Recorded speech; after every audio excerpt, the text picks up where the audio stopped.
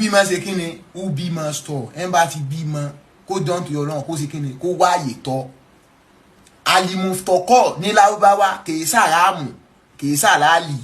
kí wá ní àwọn ẹ̀sàmpù alimuftọkọ ẹran tọkọ pa muftọkọ ní ẹwì ọ̀kadà tajẹ lọ́rùn mọ́lẹ̀ ẹgbẹ́ ẹwì muftọkọ ní mọ́ wá pa pẹ́pẹ́yẹ muftọkọ ní o lóhùn mọ́jú tòlótòló tó ga tó tébù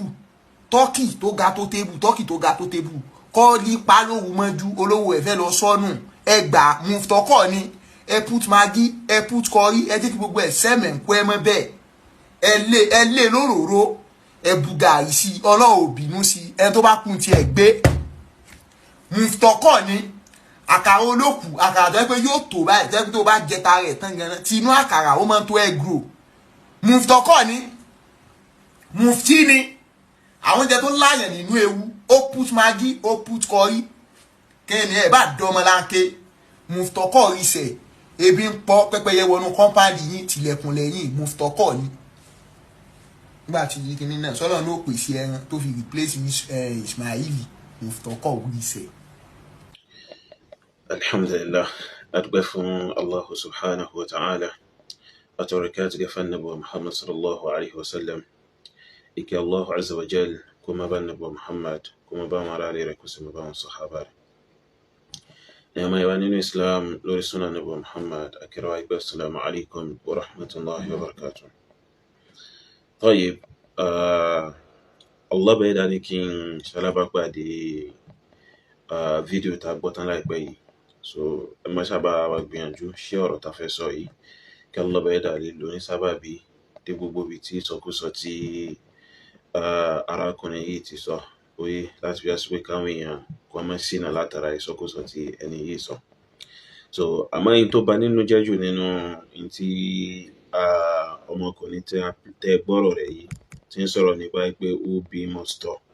tí ń sọ̀rọ̀ nípa àwọn ẹran tí ọkọ bá gbá àti bẹ́ẹ̀ bẹ́ẹ̀ lọ àtèyí tó jẹ́ tí àtèyí tí ò jẹ́ tí èyí tó kú àtèyí tí ò kú sáàmù jẹ gbogbo ẹ̀ lọ in tó bá yẹn nú jẹ́ nú ọ̀rọ̀ náà jù ní pé àwọn nǹkan tó rí wọn pé tí wọ́n ń pera wọn láàfà so tó yá sí pé àsànkú wọn lọ sóde kan máa gbowó lọ́wọ́ àwọn èèyàn ni wọ́n mà so wọ́n sì ń promote kíni wọ́n promote rédèrèdè tí ọ̀gbẹ́ni yìí sọ wọ́n promote sound tí ọ̀gbẹ́ni yìí ti sọ àwọn ọ̀rọ̀ jákujàku ń bẹ lẹ́lẹ́jà sí pé wọ́n ṣàtúnṣe àwọn nǹkan burúkú tẹ́ni yìí sọ tí sì ṣe kíni oye tó sì jọ pé infinity sẹ́sìn Allahu azza wa jal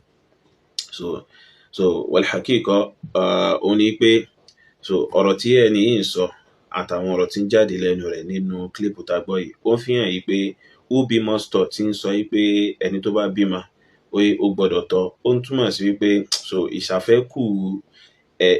ẹ̀kọ́ ìṣàfẹ́kù títọ́ oye ó wà lára ẹni yìí kọ́lọ́bẹ̀ dábàá wà fẹ́ fọ̀nàmá so nínú Islam oye so ẹran tí ọkọ bá gbá so tí ọkọ bá gbá ẹran tó bá kú ìwọ ní fún ẹ kó jẹ kì í ṣẹ̀tọ́ fún ẹ oye gẹ́gẹ́ bí Allahu azza wa jal gẹ́gẹ́ bí ń ṣe sọ fún Al-Qur'an al-Karim Allah bẹ̀rẹ̀ sọ pé hurrimat alaykumul maytah wad-dam Allah bẹ̀rẹ̀ sọ pé a ṣe ẹran òkú mbete a ṣe léèwọ̀ fún yín àti ẹ̀jẹ̀ tó yá sí pé a ta sílẹ̀ látara ẹran a ṣe léèwọ̀ fún yín wa lahmul khinzir bẹ́ẹ̀ ni ẹran ẹlẹ́dẹ̀ a ṣe léèwọ̀ fún yín oye báyìí Allah bẹ̀rẹ̀ sọ pé wa ma uhilla bihi wa ma uhilla li ghayri Allahi bihi oye àti ohunkóhun tó já sí wípé ó kọ̀ọ̀kan mí yàtọ̀ sí Allah bẹ́ẹ̀ dà ni wọ́n pè sígbà tí wọ́n ń pa tí wọ́n ń du ìwọ ni fún mùsùlùmí láti já sí pé kó jẹ ìwọ ni fẹ́nikẹ́ni láti jẹ ẹni tó bá jẹ ó ti dẹ́ṣẹ̀ sí ó ti ṣe Allahu azza wa jal Allah bẹ̀rẹ̀ wá sọ pé wal munkhaniqatu èyíkéyìí ẹran tó bá já sí wípé so ìfúnlọ́rùn ló bá tó fi kú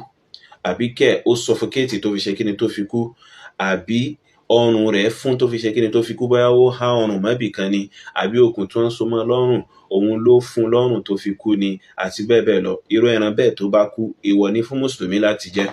oye so tó bá kú látara nǹkan báyìí ìwọ ni fún mùsùlùmí láti jẹ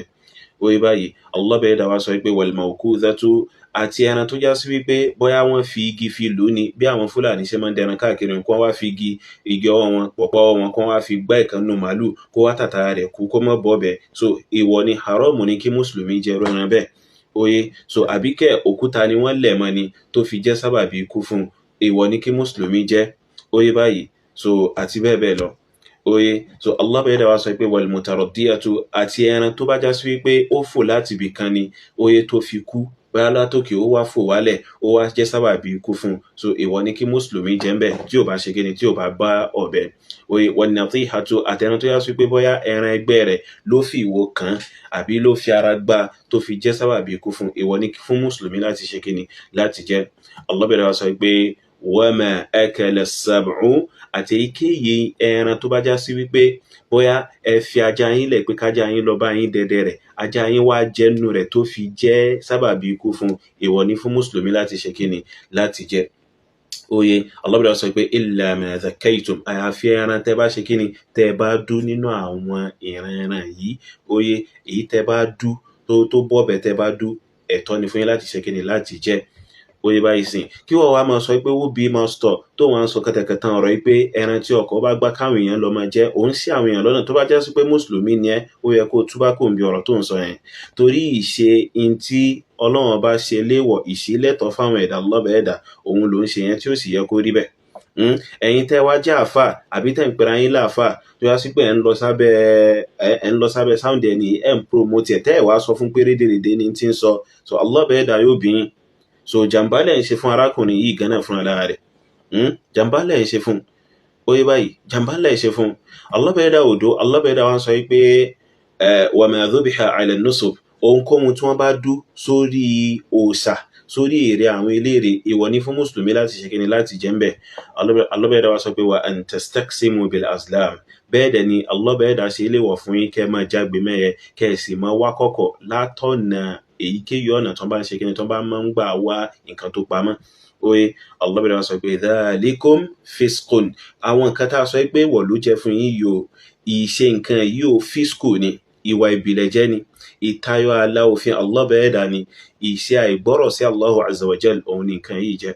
Oye so ẹyẹ tí ọkọ̀ bá gbá tó bá fi lè kú haramu ni fún ẹ kó jẹ.